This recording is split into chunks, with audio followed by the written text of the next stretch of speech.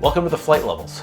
Today we're diving into a topic that's on every air traffic controller's mind as they navigate their career: retirement. Unlike many professions, ATC retirement comes with some unique rules and fantastic benefits. So grab a cup of coffee and let's break down how you can maximize your golden years after guiding planes through the skies. Let's get to it.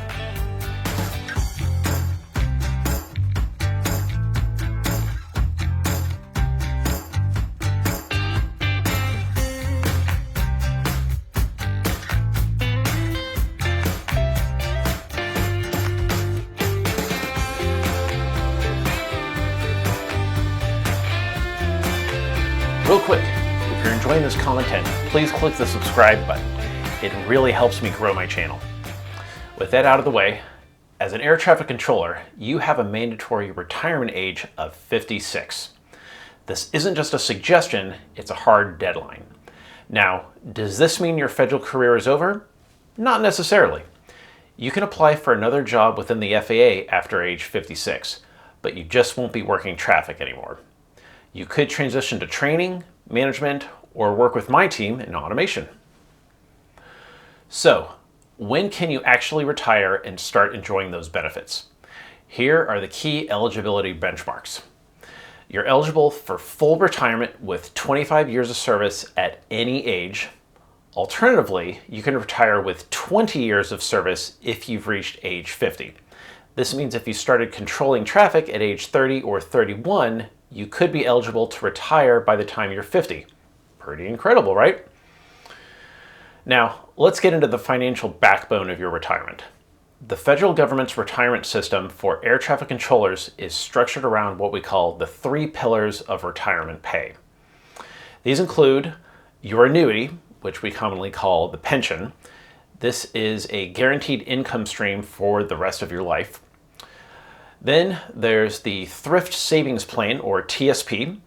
This is the federal government's version of a 401k plan. This is a defined contribution plan where your investments grow over time. And lastly, we have Social Security, the national retirement insurance program that many Americans rely on. Let's break down each of these in more detail. Starting with your annuity, your guaranteed pension, the amount you receive is calculated based on a specific formula. Your annuity is calculated based on what we call your high 3 average salary multiplied by years of service and then multiplied by either 1.7% or 1%. So what is your high 3 average salary? This is the highest average basic pay you earned during any 3 consecutive years of your service.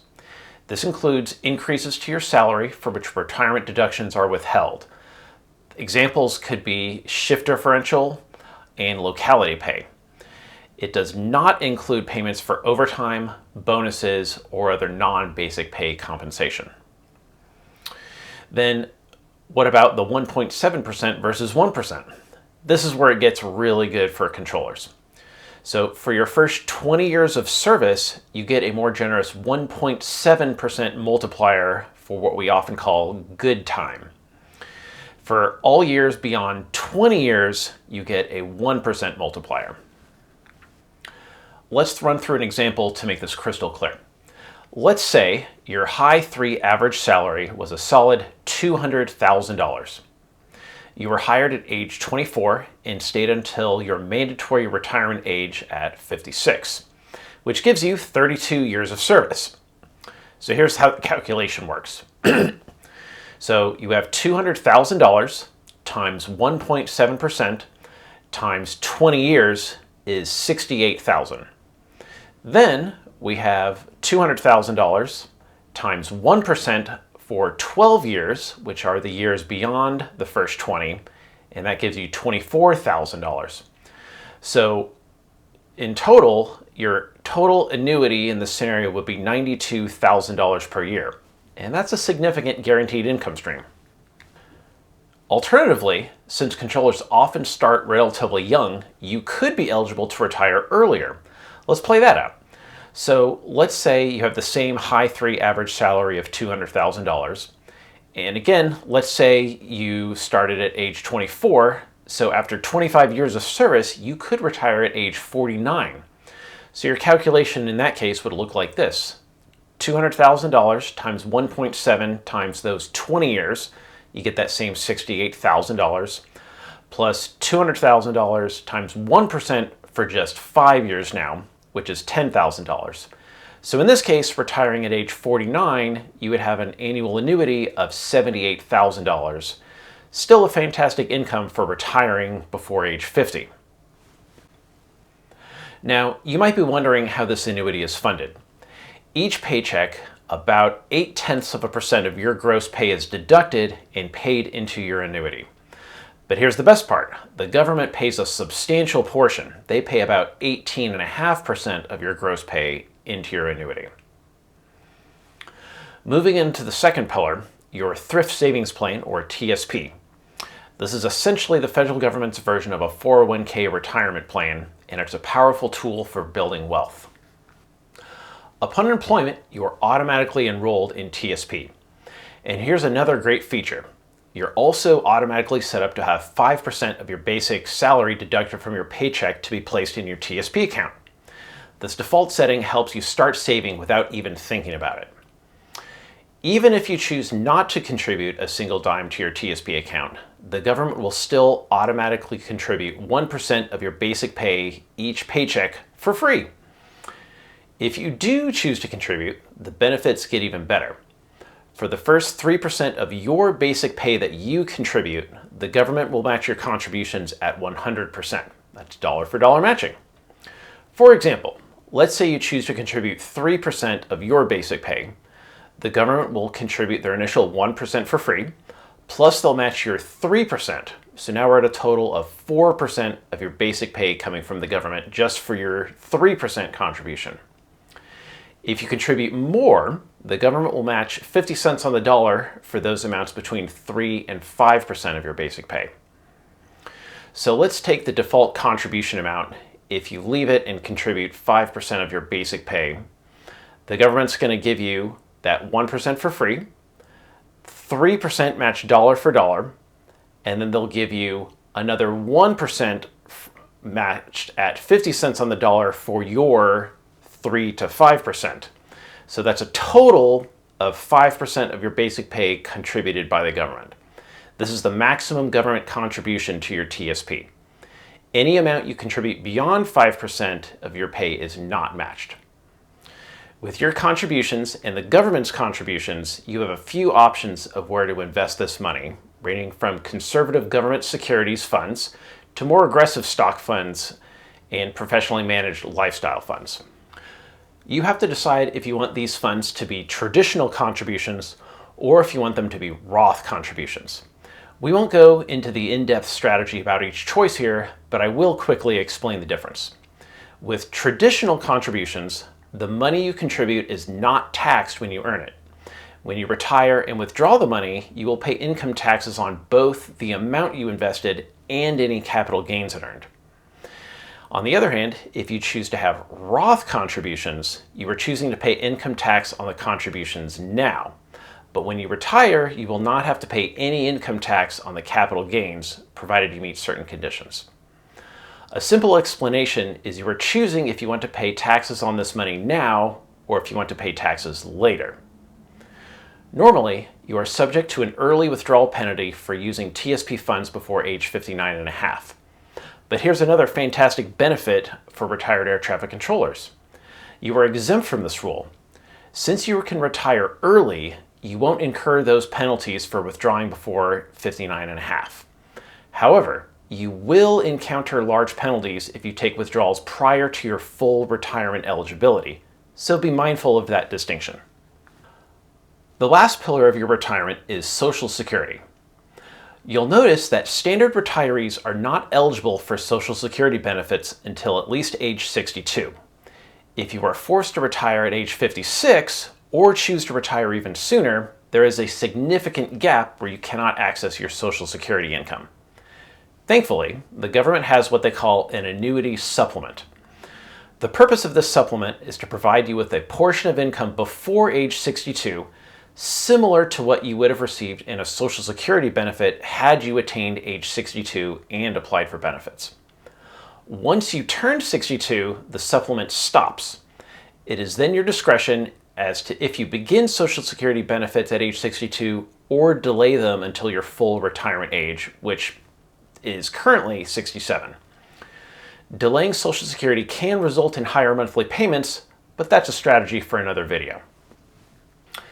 Those three, your annuity, thrift savings plan, and Social Security, are the main enchiladas of your retirement benefits, but there are a few more valuable nuggets that often get overlooked.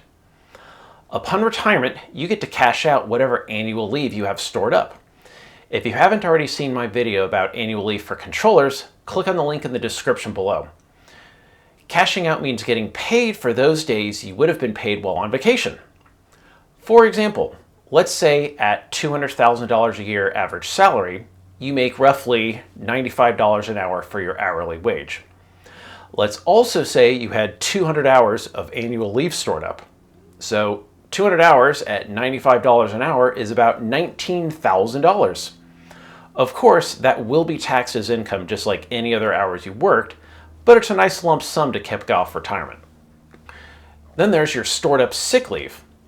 One of the perks of sick leave in the federal government is there is no limit as to how much you can accrue. However, the cash value of it is much more valuable if you use it while employed.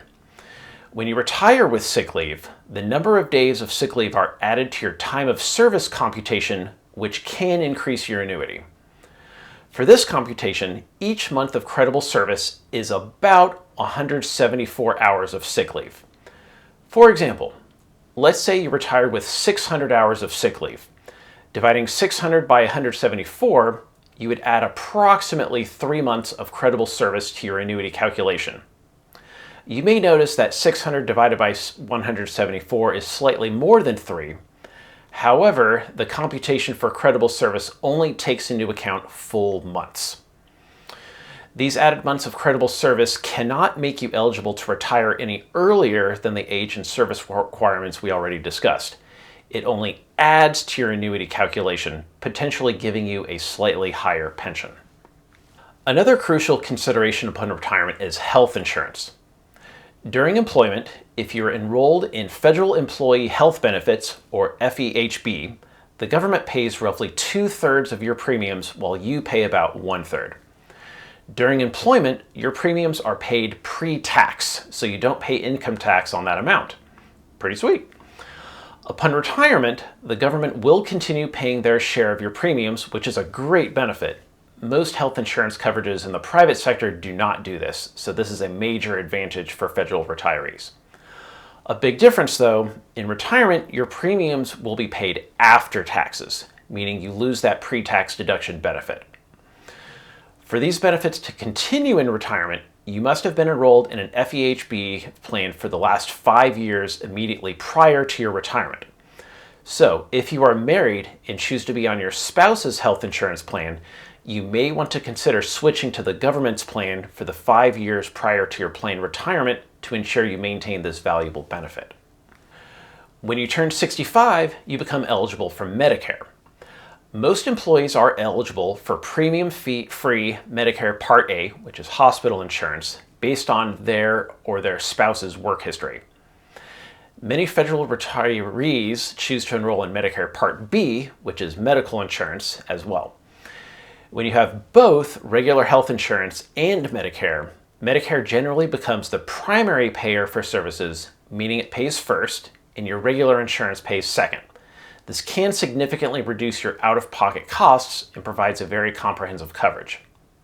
When you do this, your premiums for your regular insurance do not change just because you enroll in Medicare. Finally, let's touch on Federal Employee Group Life Insurance, or FEGLI. During your younger years, you can enjoy relatively low premiums on the government's Federal Employee Group Life Insurance program. However, it's important to be aware that as you age, the cost of these premiums can increase significantly. So you will have to decide if the coverage is worth the premiums for you and your family in retirement. Many federal retirees look into external life insurance options as they approach retirement due to this increasing cost. And there you have it, a comprehensive look at the incredible retirement benefits available to you as an air traffic controller. From the unique early retirement eligibility to the 3 pillars of income with your robust annuity, the powerful TSP, and Social Security coordinated with that valuable supplement, you're set up for a financially secure future. The continuation of your health insurance, the ability to cash out annual leave, and the credit for sick leave all add significant value to your retirement package. It's truly one of the most generous retirement systems out there, designed to reward your dedication and demanding service. Understanding these benefits now is crucial, whether you're just starting your career or nearing retirement. It allows you to make informed decisions about your savings, your health coverage, and ultimately how you envision life beyond the radar screen. If you found this video helpful, please give it a thumbs up, subscribe to the channel for more insights into the federal world, and hit that notification bell so you don't miss our next video. If you have any questions or want to share your own retirement planning tips, drop them in the comments below. Remember, don't just fly, climb to the flight levels. If you enjoyed this video, click here to see how I feel about NorCal providing me with VFR flight following. You're gonna love it.